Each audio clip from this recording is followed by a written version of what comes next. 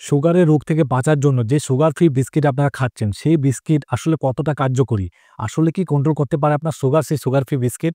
মনে রাখবেন, sugar free biscuit কিন্তু তৈরি হয় ময়দা থেকে। আর ময়দার গ্লাইসেমিক ইনডেক্স থাকে ৭১ থেকে ৮৫ এর মধ্যে, যা সুগারের জন্য খুবই বিপজ্জনক।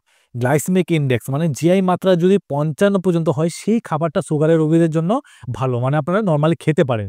আর ৫৫ থেকে ৬৯ পর্যন্ত সেই খাবারটা আপনারা কখনো, কখনো খেতে পারেন। রেগুলার বেসিক খেতে পারবেন না। আর ৭০ এর বেশি যদি গ্লাইসেমিক ইনডেক্স মানে জিআই মাত্রা হয়, তাহলে কিন্তু সুগারের রোগীরা ওই খাবারটা কোনোভাবেই খেতে পারবেন না। ময়দা দিয়ে তৈরি কোনো খাবার যদি আমরা খাই, খাওয়ার কিছুক্ষণের মধ্যেই কিন্তু আমাদের শরীরের সুগার লেভেলটা হঠাৎ করে স্পাইক করে মানে বেড়ে যায়। আর আমাদের প্যানক্রিয়াসের মধ্যে যেখান থেকে ইনসুলিন তৈরি হয়, সেই প্যানক্রিয়াসের মধ্যে একটা চাপ সৃষ্টি করে।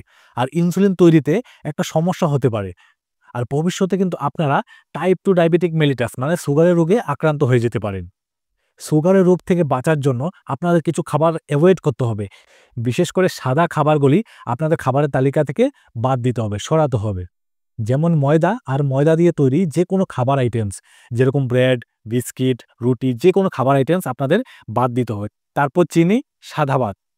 যদিও আমরা বাঙালিরা ভাত না খেয়ে থাকতে পারবো না, কিন্তু আপনারা ভাতের পরিমাণটা একটু কমিয়ে দিন। আর যদি ভাত যদি খেতেই হয়, বাদামি কালারের ভাতটা মানে ব্রাউন কালারের একটা চাল কিনতে পাওয়া যায় বাদামি কালারের, সেই চালের তৈরি ভাতটা আপনারা খাবেন। তার সাথে, সাথে তরমুজ, আলু এই খাবারগুলি কিন্তু বাদ দিতে হবে আপনাদের খাবারের তালিকা থেকে। আরেকটা কথা মাথায় রাখবেন, আপনারা বেশিক্ষণ না খেয়ে থাকবেন না। সকালে ঘুম থেকে ওঠার ১ ঘন্টার মধ্যেই কিন্তু আপনারা ভরপেট খাবার খাবেন। আর মাঝে, মাঝে কিছু না কিছু খেতে থাকবেন আপনারা। অনেক ঘন্টা ধরে ধরুন আপনারা সকালে খেয়েছেন, আবার সেই সন্ধ্যার সময় খাচ্ছেন, বা রাত ১০ টায় খেয়েছেন, আবার সকাল ১২ টার সময় ঘুম থেকে উঠছেন, তারপরে খাওয়া-দাওয়া করছেন। এই অভ্যাসগুলো কিন্তু ছাড়তে হবে। না হলে সুগার রোগ থেকে কিছুতেই আপনারা বাঁচতে পারবেন না।